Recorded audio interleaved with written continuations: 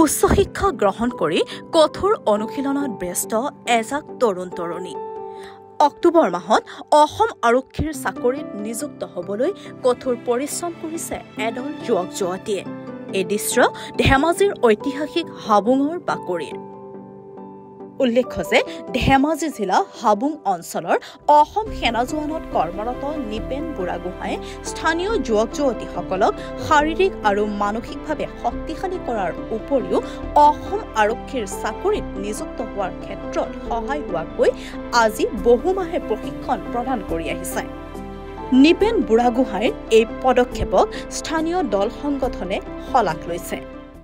মাননীয় মুখ্যমন্ত্ৰী মহোদয়ে যি ধৰণে আমাৰ ইয়াত বা অসম চৰকাৰৰ চাকৰিৰ ক্ষেত্ৰত যিমান নিকাভাৱে কৰিব বিচাৰিছে, ইয়াৰ পৰা আমি বহুত ভাল লাগিছে। সেইটো কাৰণে যিখিনি ল'ৰা ভাল দৌৰিব পাৰে বা এক্সিলেণ্ট মাৰ্ক ল'ব পাৰে, সিহঁতি চাকৰি পোৱাৰ যোগ্য হ'ব। আৰু সেইটো কাৰণে কৰিব যাওঁতে যিখিনি কাম কৰিব লাগে, দৌৰ নিয়মখিনি জানিব লাগিব। বিশেষকৈ দৌৰ ফিনিচিং ভাল ধৰণে মাৰিব পাৰিব, আৰম্ভণি কেনেকৈ যাব লাগিব, গোটেই বস্তুটো যেতিয়াই জানিব তেতিয়াই সেই ল'ৰাটো চাকৰিৰ কাৰণে যোগ্য বুলি আমি ভাবোঁ। আৰু সেইখিনি কৰিবৰ কাৰণে যিবিলাকে নাজানে, সেইটো কাৰণে ইয়াতে গাঁৱত যিবিলাক ল'ৰা আহি আছে, সেইবিলাকে সিমান জানিছে নাজানিছে সেইটো নাজানো, তথাপি যিখিনি পাৰিছে আমি চেষ্টা কৰিছোঁ যে শিকাবৰ কাৰণে কেনেকৈ ধৰণে আগবাঢ়িব পাৰি আৰু এজন ল'ৰাক কেনেকৈ ধৰণে লৈ যাব লাগে, দৌৰ সম্পূৰ্ণ জানিলেহে সি চাকৰি পোৱাৰ যোগ্য বুলি ভাবোঁ। আৰু সেইটো কাৰণে ইয়াৰ পৰা যেতিয়া আমাৰ ইয়াৰ পৰা পাব, তেতিয়া জানিম যে সঁচাকৈ ইয়াত ভাল এটা পদক্ষেপ আমি কৰিব পাৰিছোঁ। আৰু তেতিয়া ভাল ৰিজাল্ট আহিলে গম পাম যে ইয়াত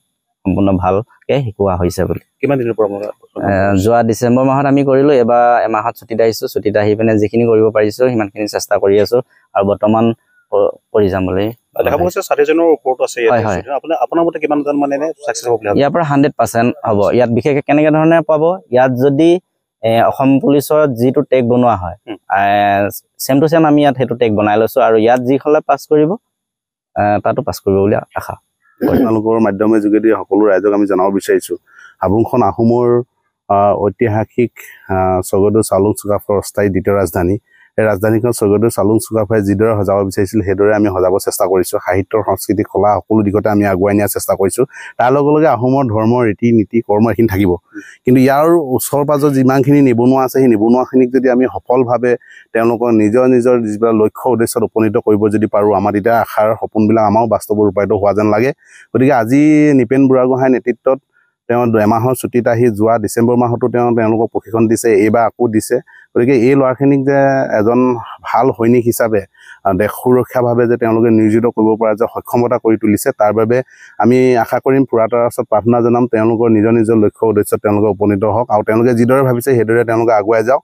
আমিও আশা ভাবোঁ যে নিবনুৱাসকল যোনে যেনেকৈ ভাবে, সাহিত্যৰ দিশত যদি কোনোবা শিক্ষকতা কৰিব বিচাৰে, কোনোবা সাংস্কৃতিক দিশত যদি আগুৱাই যাব বিচাৰে, কোনোবাই যদি এনেকৈ ধৰণে ক্ৰীড়া দিশত হওক বা তেওঁলোকে আৰক্ষী বিষয়া হিচাপে বা আৰক্ষী কনিষ্টবল হিচাপে আগুৱাই যোৱা আমি কামনা তেওঁলোকে যদি ভাবিছে, আমি তাৰ বাবে তেওঁলোকৰ লগত সহযোগিতা ৰাখিছোঁ। আৰু এনেকৈ ধৰণৰ কৰাৰ বাবে যিসকলে আজি ইয়াত অংশগ্ৰহণ কৰিছে তেওঁলোকলৈ আন্তৰিক শ্ৰদ্ধা আৰু কৃতজ্ঞতা জ্ঞাপন কৰিছোঁ। তেওঁলোকৰ উদ্দেশ্য সফল হওক, এয়া আমি কামনা কৰিছোঁ।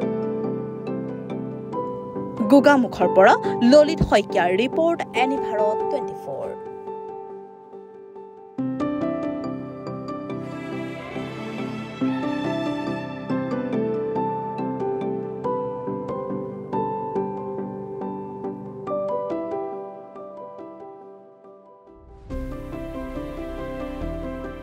অভিনয় কৰাৰ হেঁপাহ আপুনিও পঢ়ি ৰাখিছে নেকি?